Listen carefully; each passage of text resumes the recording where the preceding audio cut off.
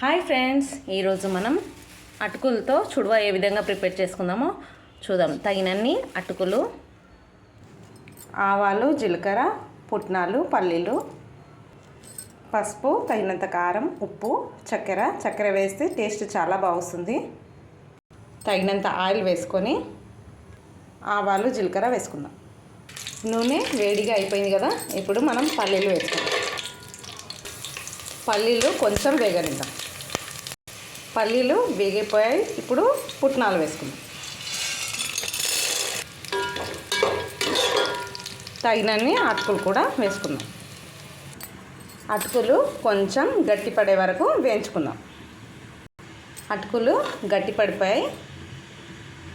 ఇప్పుడు వీటిని వేసుకుందాం. అటుకుల చుడవ ప్రిపేర్ అయిపోయింది. కొంచెం లైట్గా మనం చిప్స్ కూడా వేసేసుకుందాం. నేను చేసిన విధానం కనుక నచ్చితే లైక్ చేయండి, షేర్ చేయండి, సబ్స్క్రైబ్ చేయండి. Thank you everyone.